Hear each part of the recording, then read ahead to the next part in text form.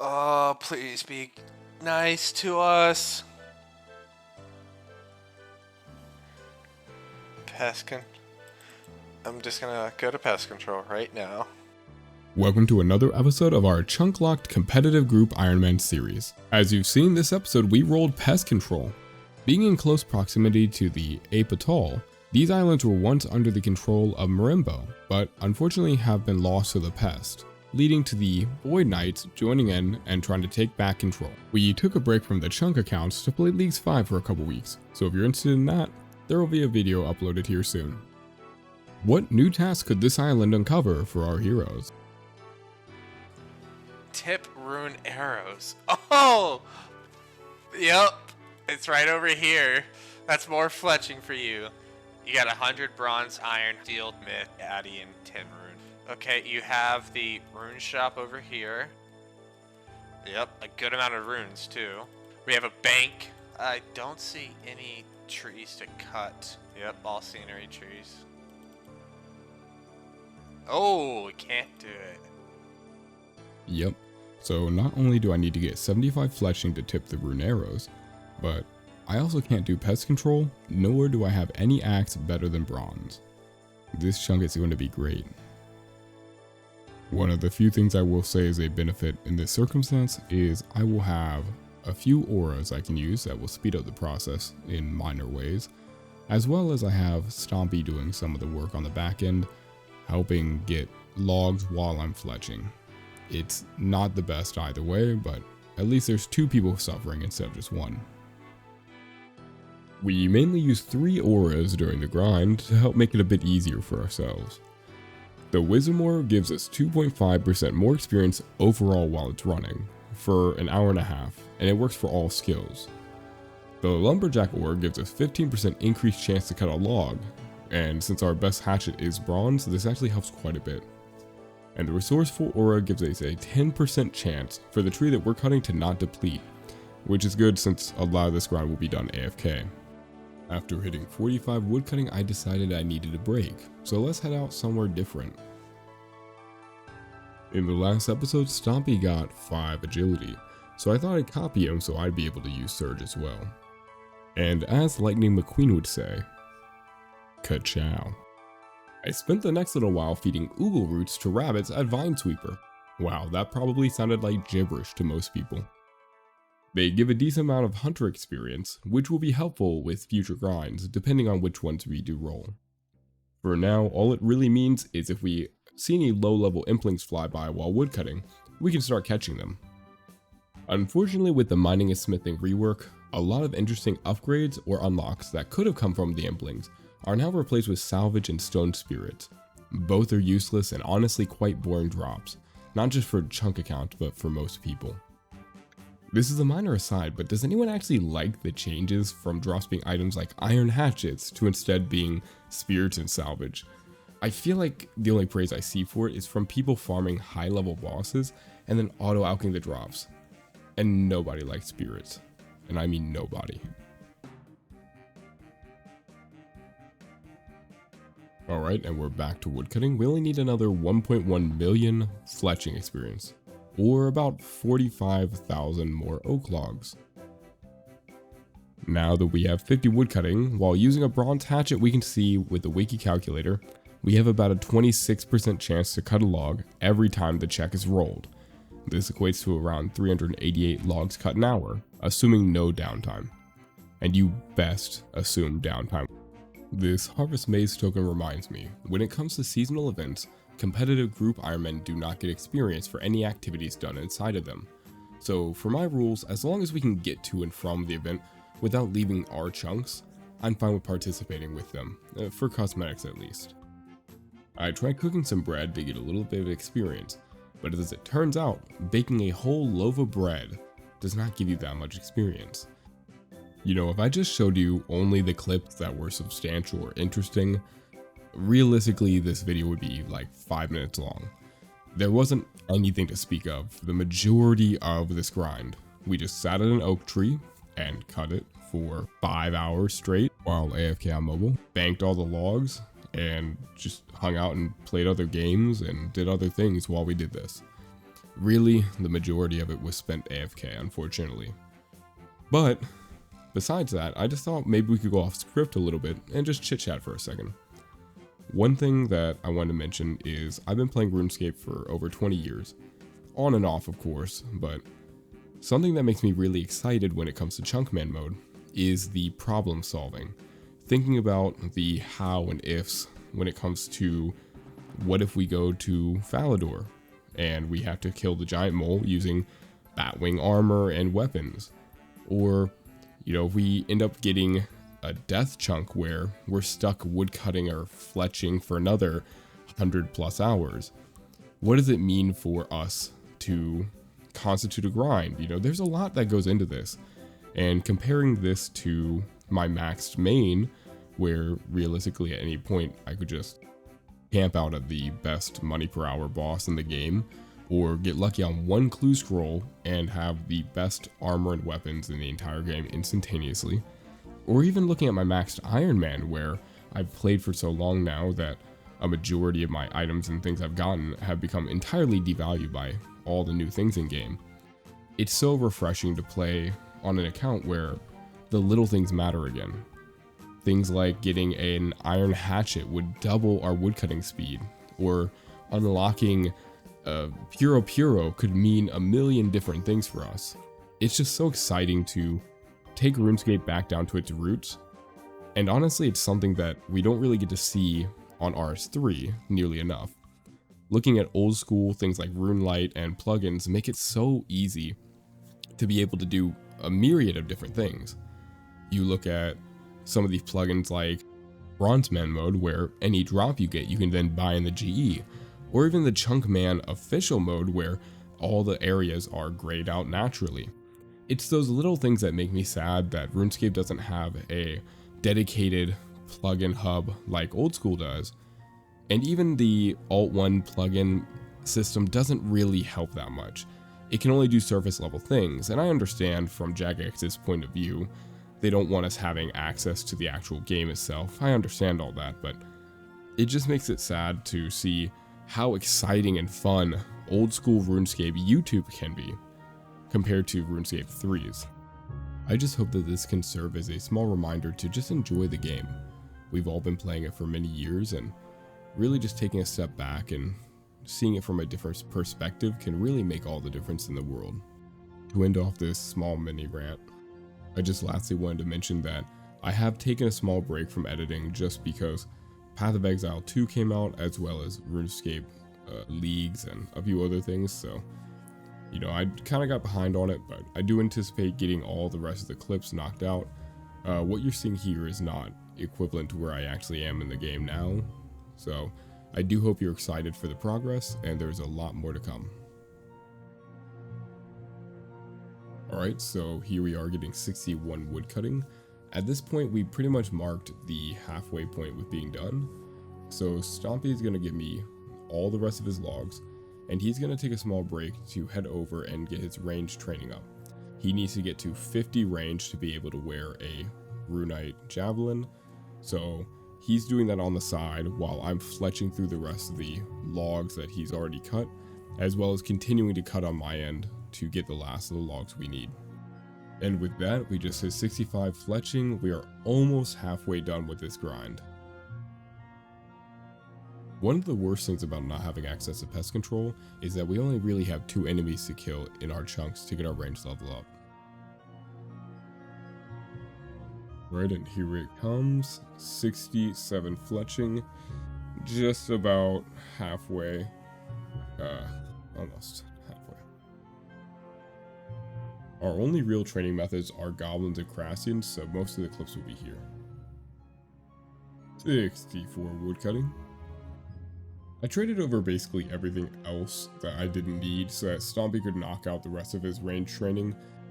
And Stompy gets 20 ranged. The levels are definitely speeding up now. 65 woodcutting. If I had access to anything better than bronze, maybe we could have cut the willows.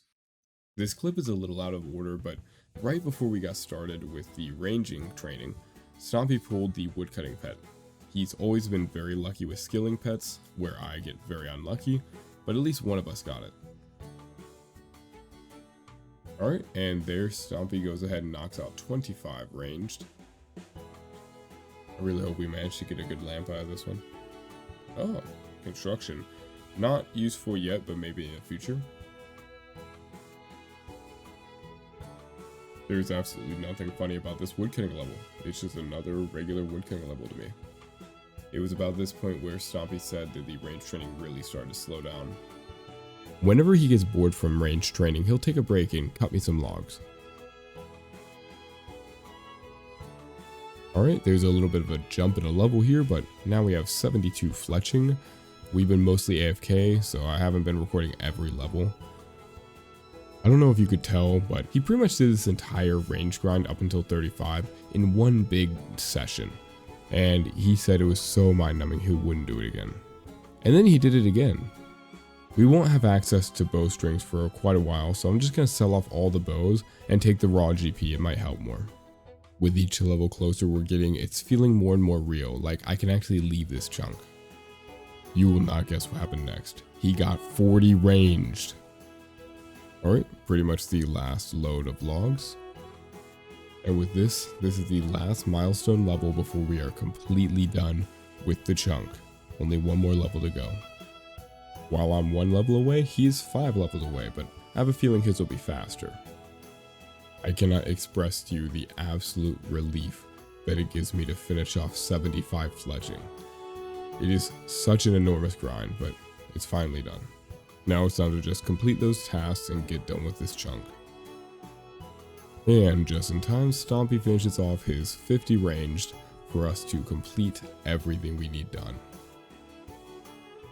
Stompy goes ahead and upgrades his adamant to a runite javelin. It's wild to think we deforested most of Gielinor just to put a piece of metal on the end of a stick. I figured since I was so close after the grind, I would just knock out 70 woodcutting just in case we had to cut down a yew tree. Alright, so we went ahead and wielded a rune javelin. We cleaned a grimy guam. And we tipped some rune arrows. Now we can finally roll our second new chunk. Let's get it. Let's see what it is. I'm still hoping for Entrana. Oh. Okay. Sal. Okay. Wait, this unlocked Trader Stan? Trader Stan and also the dungeon. I can leave from Pest Control. Yeah, we can leave Pest Control now. Because it puts us on the opposite side of the boat for some reason. Whatever's in this prison here. The emissary, we already claimed one emissary, so I don't think we gotta do that. Let's quickly check out the tasks. So we need 72 agility. What? That's gonna be a backlog. All right.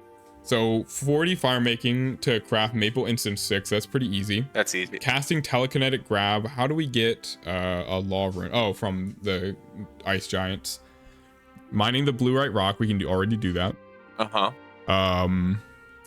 So making a pizza base, that's going to be your current goal. You need to go ahead and get that 35 cooking. Okay, so question. Are we supposed to get a maple log to do maple incense sticks? That is a great question. So maple incense sticks from maple logs. Ice warriors. Ice warriors drop?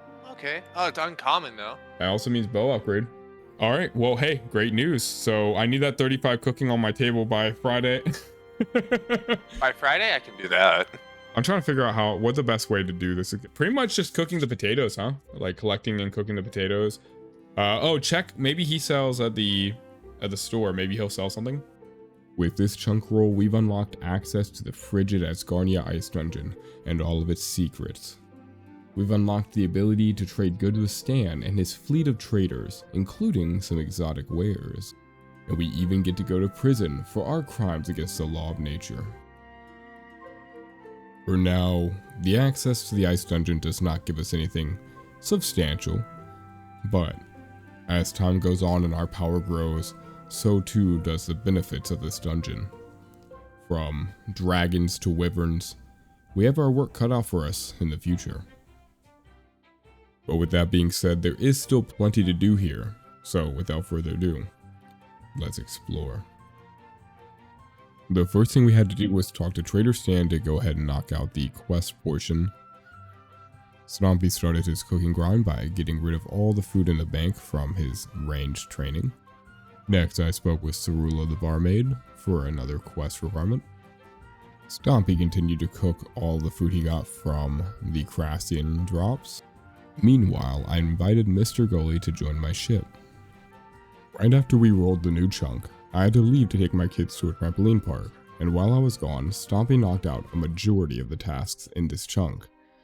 As a reminder, the goals for this chunk include 35 cooking to make a pizza, and a method that Stompy found to make this quicker was purchasing sardines from the nearby fishing shop and then cooking them in this house. I finished speaking to all the people we had access to. Finally, Stompy finished off the 35 cooking needed to make a pizza. Next, he had to go collect the items to actually put it together. Stompy threw together 4 pizzas just in case he was to burn any. He didn't want to have to do multiple trips, and then magically did not burn a single one. So that worked out well.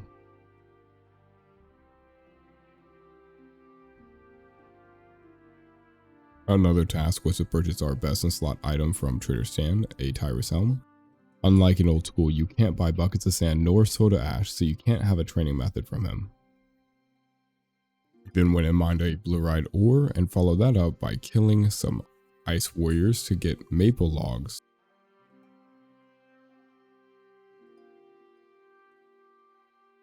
Thankfully you can safe spot the ice giants, but with the ice warriors being aggressive, if there was ever a time that an ice giant wasn't in front of the entrance, they could sneak their way inside, and they actually did very serious damage. So we had to be a little careful while doing this, especially if we were going AFK. Stompy managed to pull the black kite shield, meaning that all of the items we needed from these guys was done. By this point I had arrived home and I needed to grab 33 magic to cast Telegrab. Stompy had already gotten the Law Rune as a drop from the Ice Warriors, so I just had to sit here and kill a ton of goblins to grab up a couple levels. On the way I grabbed a Spirit Ruby, meaning once we do unlock some summoning, it'll make it a little better for the higher level charms to not get used.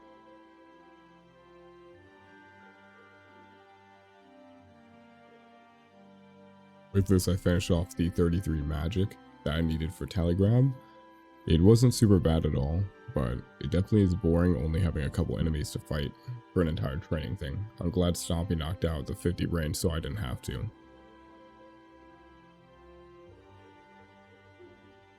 Lastly, since Stompy had already gotten the maple logs from the Ice Warriors, all I had to do to finish off this chunk was to make some maple incense sticks, which I already had the fire making level to do. With that, we're done. Let's go ahead and roll our next chunk.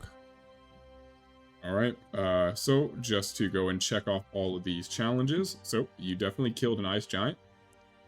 We have obtained a black kite shield, as well as the Tyrus helm. Very easy. You have mined a blurite rock. We have cast telekinetic grab. Crafted some maple incense sticks. Make a pizza base from a canister. I made a plain pizza, which was actually 35. It's the same thing. We got the 35 cooking and everything. Totally counts. And knocked out these quick, talking to some people tasks. All right, and with that, I just want to quickly go over. I wanted to quickly go over the backlog while we're here, just to remind ourselves. We can't do any of these until we get to a mini game that we can do with the competitive group Ironman. So that's the reason that these are going to be on backlog. Until we have a reasonable way to do safes, there's no reason to do the thieving training. And finally, crossing the wall until we have a regular, or at least a feasible, like let's say Brimhaven dungeon, or agility arena or something. Something that's not too agility XP.